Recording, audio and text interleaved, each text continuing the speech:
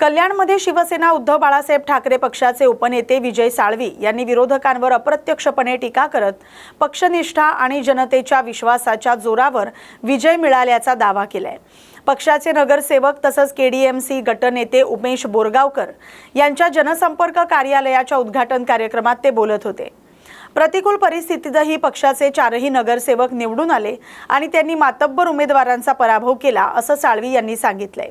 सत्ता आणि पैशांच्या मागे जाणाऱ्यांना जनतेने घरी बसवल्याचं वक्तव्य करत त्यांनी कार्यकर्त्यांच्या मेहनतीचं कौतुक केलंय। दरम्यान त्यांच्या या वक्तव्यामुळे कल्याणमधील राजकीय वातावरण पुन्हा एकदा चर्चेत आलंय।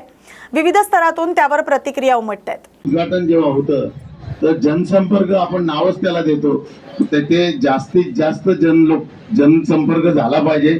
जास्तीत जास्त चपलांचे ढीग कार्यालयाच्या बाहेर नागरिकांचे दिसले पाहिजे। ही खरी या पॅनलची श्रीमंती असेल।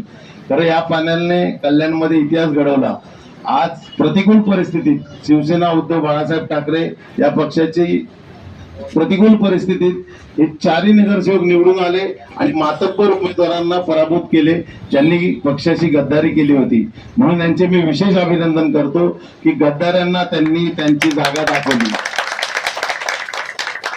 खरं म्हणजे पैसा आणि सत्तेच्या पाठीमागे जाणाऱ्यांना यांनी योग्य ठिकाणी बसवलं, म्हणून यांच्याबद्दल आम्हाला विशेष अभिमान तर आहेच। परंतु येत्या 5 वर्षात यांच्याकडनं भरपूर अपेक्षा आहेत, कारण फक्त 7च नगरसेवक आहेत आणि त्यांच्या एवढ्या मोठ्या समुद्राला तोंड द्यायचंय। तर यांनी ती किमया करून दाखवावी। जशी किमया यांनी निवडणुकीत केली तशी येत्या 5 वर्षात ती किमया महापालिकेत करून दाखवावी। बाहेर आम्ही मैदान सांभाळतो ते तर तुम्ही बघतातच आम्ही कसं सांभाळतोय की त्यांना गारद करून टाकतो आम्ही। आता नुकतंच जे आंदोलन झालं त्यांना घरी त्यांचा आवाजच दाबून टाकला आम्ही, त्यांना आवाज येऊन दिला नाही बाहेर, एवढे त्यांचं हे केलं। तशीच यांच्याकडनं 7 जणांकडनं अपेक्षा आहे। 7 वाघ आहेत, वेड्यात मराठे 7च दौडले, पण गुजरनी सगळ्यांना झोपवले, स्वतः पण गेले, पण यांनी स्वतः जाऊ नये, त्यांना झोपून टाकावे आणि येणाऱ्या निवडणुकीत उद्धव बाळासाहेब ठाकरेंचे शिवसेनेचा महापौर विराजमान झाला पाहिजे। हे पैसा आणि सत्तेसाठी जे लाचारी ज्यांनी केली त्यांना त्यांची जागा येत्या 5 वर्षात दाखवण्याची हमी यांनी आम्हाला द्यावी।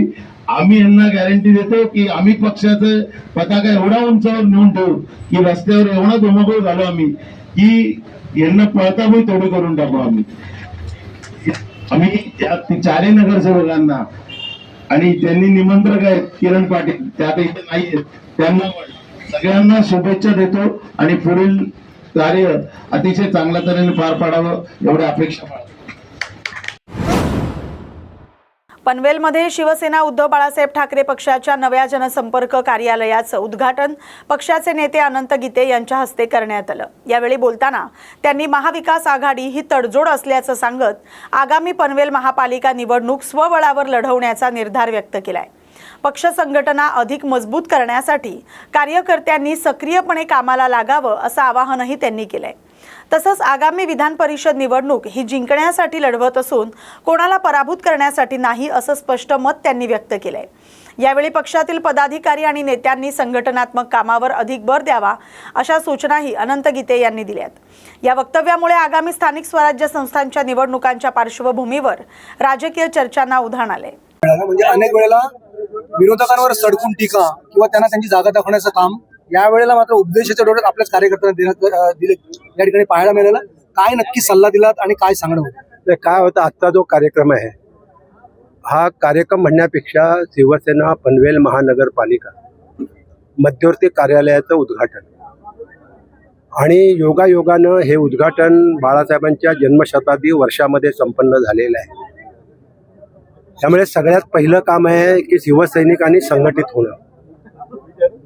एकदा शिवसैनिक संघटित झाला आणि तो जर मैदानात उतरला तर त्याच्यासमोर कोणाचाही टिकाव लागू शकत नाही। शिवसैनिकाला सामोरं जाण्याचं धारिष्ट्य महाराष्ट्रात कुठल्याही राजकीय पक्षाकडे नाही आहे आणि म्हणून शिवसैनिक हा खंबीरपणा उभा करणं, त्याचं मनोधैर्य वाढवणं, त्याचा आत्मविश्वास वाढवणं नेता म्हणून माझी पहिली जबाबदारी आहे। आणि आज मला वाटते की मी सगळ्यांची मोठ बांधण्यामध्ये यशस्वी झालो। ही गरज होती। खरं म्हणजे दुर्दैवानं हे केवळ माझ्या पक्षात आहे असं नाही, सर्वच पक्षांमध्ये हे चाललंय. कुठलाही पक्ष याला अपवाद राहिलेला नाही. पण आज मला पनवेलमध्ये याचा आनंद झाला की मी सगळ्यांची एक चांगली मोठ बांधू शकलो. आता निश्चितच एक चांगली दिशा या पनवेलमध्ये संघटनेला मिळेल. पनवेल येथील सार्वजनिक बांधकाम विभागाच्या कार्यालयाबाहेर उभ्या असलेल्या एका CNG वाहनाला अचानक भीषण आग लागल्यानं परिसरात एकच खळबळ उडाली. वाहनातून अचानक धूर निघू लागल्यानंतर काही क्षणातच आगीनं विकराळ रूप धारण करत संपूर्ण वाहनाला वेढलं. घटनेची माहिती मिळताच अग्निशमन दलाचे पथक तातडीनं घटनास्थळी दाखल झाले. जवानांनी शर्थीचे प्रयत्न करून आगीवर नियंत्रण मिळवलं. सुदैवानं या दुर्घटनेत कोणतीही जीवितहानी झालेली नाही. मात्र संबंधित वाहन पूर्णपणे जळून खाक झाले. आगीचं नेमकं कारण अद्याप समोर आलेलं नाही. याबाबत अधिकचा तपास सुरू आहे. पर्यावरणपूरक प्रकल्पांसाठी 1000 कोटी रुपयांचे ग्रीन बॉन्ड उभारण्याचा मुंबई महापालिकेच्या योजनेला चांगला प्रतिसाद मिळालाय. मर्चंट बँकर नियुक्तीसाठी मागवलेल्या निविदेत 13 वित्तीय संस्थांनी रस दाखवलाय. HDFC bank, Yes Bank, SBI capital मार्केटसह अनेक अग्रगण्य वित्तीय संस्था या प्रक्रियेत सहभागी झाल्या. गारगाई धरण, मलजल प्रक्रिया केंद्र आणि जलबोगदे यांसारख्या पर्यावरणपूरक प्रकल्पांसाठी हे निधी उभारले जाणार आहेत. पालिकेचं पहिलं ग्रीन बॉन्ड येत्या डिसेंबरमध्ये बाजारात आणण्याचं उद्दिष्ट आहे. त्यासाठीची प्रक्रिया वेगानं सुरू आहे. मुंबई महापालिकेच्या नुकत्याच झालेल्या निवडणुकीत विजयी झालेल्या 227 नगरसेवकांपैकी सुमारे 1/3 नगरसेवकांच्या विजयाविरोधात निवडणूक याचिका दाखल करण्यात आल्या आहेत. महापालिकेच्या इतिहासातील ही सर्वाधिक याचिकांची संख्या मानली जाते. या याचिकांमध्ये सर्वाधिक याचिका हा शिवसेना ठाकरे पक्षाच्या नगरसेवकांविरोधात आहेत. भाजपच्या 18 नगरसेवकांनाही आव्हान देण्यात आलंय. चुकीची जात माहिती, गुन्हेगारी पार्श्वभूमी आणि इतर माहिती लपवल्याचे आरोप याचिकांमध्ये करण्यात आलेत. या याचिकांवरील निकालांमुळे महापालिकेतील सत्ता समीकरणांवर परिणाम होण्याची शक्यता आहे. मुंबई शहर आणि उपनगरात रविवारी हलक्या ते मध्यम स्वरूपाच्या पूर्व मोसमी सरी बरसल्यानं नागरिकांना उकाड्यापासून काहीसा दिलासा मिळाला. चेंबूर, कुर्ला, घाटकोपर, वांद्रे, अंधेरी, बोरिवली आणि अन्य भागात पावसाची नोंद झाली आहे. पूर्व उपनगरात चेंबूर इथं सर्वाधिक 27 मिलीमीटर तर मानखुर्दमध्ये 22 मिलीमीटर पाऊस झाला. पश्चिम उपनगरात वांद्रे, कुर्ला संकुलात 22 मिलीमीटर पावसाची नोंद झाली. दरम्यान पुढील 3 दिवस मुंबईत पावसाची शक्यता असून सोमवार आणि मंगळवारी हवामान विभागानं येलो अलर्ट जारी केलाय. कलिना येथील एअर इंडियाची 184 एकर परिसरातील ऐतिहासिक कर्मचारी वसाहत अखेर पूर्णपणे रिकामी करण्यात आली. 106 इमारतींमधील 1683 घरांचा ताबा आता मुंबई आंतरराष्ट्रीय विमानतळ लिमिटेडकडे हस्तांतरित करण्यात आलाय. एअर इंडियाच्या खासगीकरणानंतर या वसाहतीच्या भवितव्याबाबतचा वाद न्यायालयापर्यंत पोहोचला होता.